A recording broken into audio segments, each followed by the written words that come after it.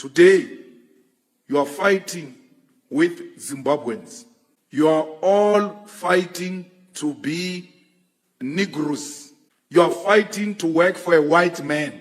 You are not fighting for the land. All of you joined forces together against Zimbabweans. What's wrong? No, they are taking our jobs. Why? Because you want to be workers. You don't want to be the owners of strategic sectors of the economy. All you are fighting for is jobs. Who's going to give you these jobs? It's a white man. You are all now fighting to work for a white man. And you are proud to fight to work for a white man. Why should you fight people for jobs? We should fight people for the land. And that we want our land, because with our land, we will not be workers. We will be the owners of the land, and we will produce for ourselves and for all. We're not fighting for the mines. We're not fighting. We never said, Zimbabweans are all over here. They are owning the banks. We South Africans don't own the banks. No one is saying that. Oh, Dudula, what's wrong? They are taking our jobs.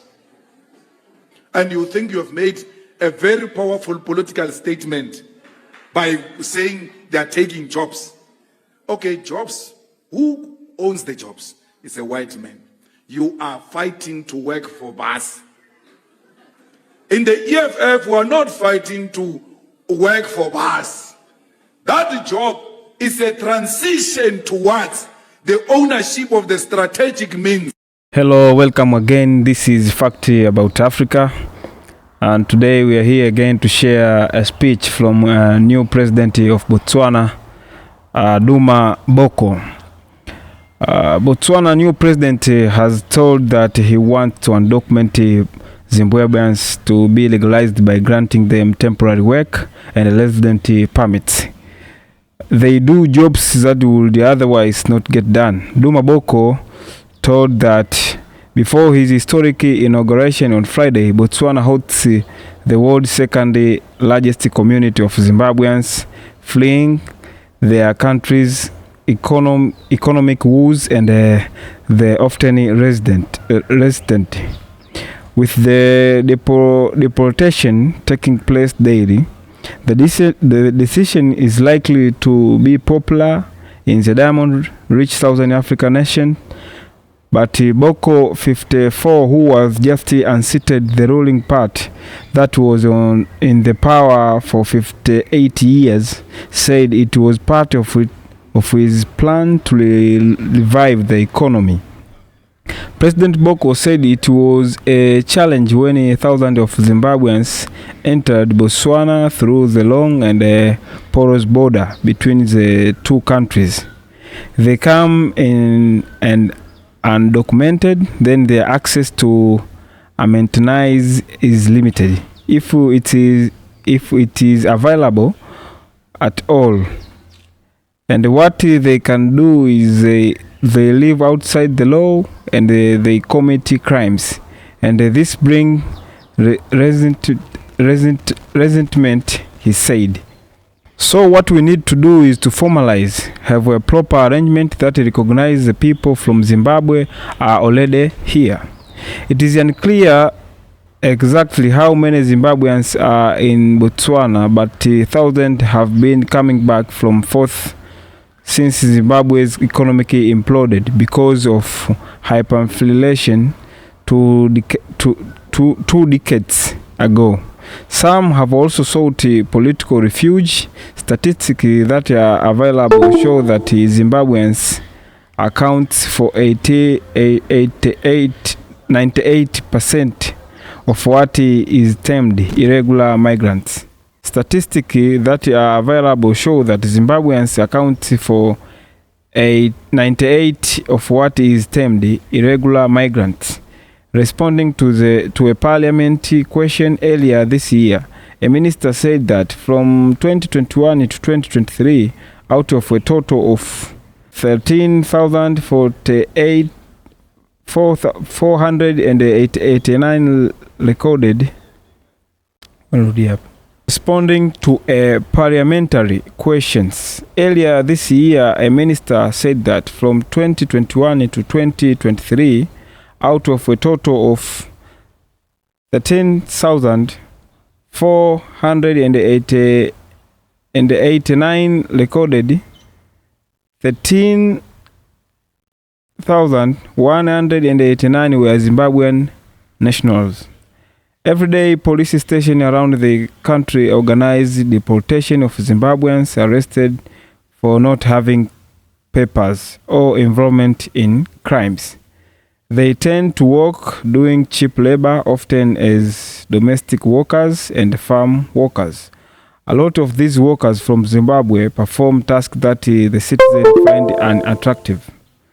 They do jobs that would otherwise not get done, and so there are no conflict there. Boko said, however, there was backlash against the government late year after it was proposed that identity card be used instead of passport for those traveling between Botswana and Zimbabwe.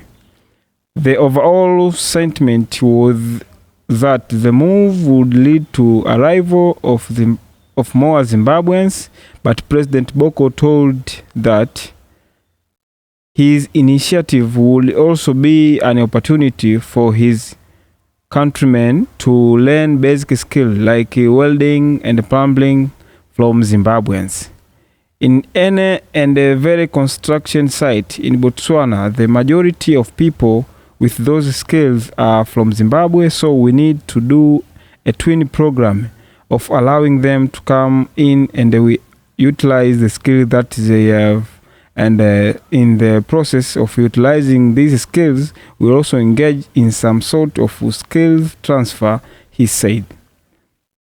We can't stop people with skills from coming in when we don't have the skills ourselves. We need to develop these skills, and it takes time. So in intergranium, we need to have them come in properly, come in illegally, and be rewarded appropriately from the skill that they bring. Boko, a human rights lawyer who founded the Umbrella for Democratic Change UDC part in 2012, is at plans to show he is a man of people, encouraging colleges around him to take selfies. He says his intention is to break down barriers and make sure everybody has easy access to not just to access come close, but also to bring ideas and suggestions. His main focus and the reasons behind his victory, his promise to improve the economy. He says among his first move will be to sign new deal with global diamond giant De Beers. Boko believes the agreement has been in jeopardy because of how his predecessors handled negotiation over diamond sales. With diamond revenues assured, investors would have confidence in Botswana, which would bring in money to the country. Boko told that this would aid his ambition to create jobs, about 100,000 a year over the next 5 years. We are facing a crisis of unemployment for a population that is 2.4 million when we have almost 30% of those people unemployed. It is a crisis, it is a ticking time bomb, he said. Twinned his proposal of shaking skills brought in Zimbabweans, the new president added that he wanted young people to engage in business, to become entrepreneurs, employ themselves and employ others. What they need from government is access to affordable finance and access to market. The government should facilitate this, Boko said.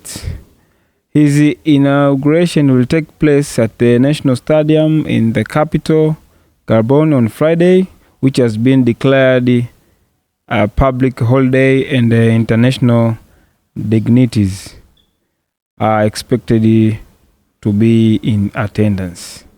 So this is what President Boko, new president of Botswana, have said.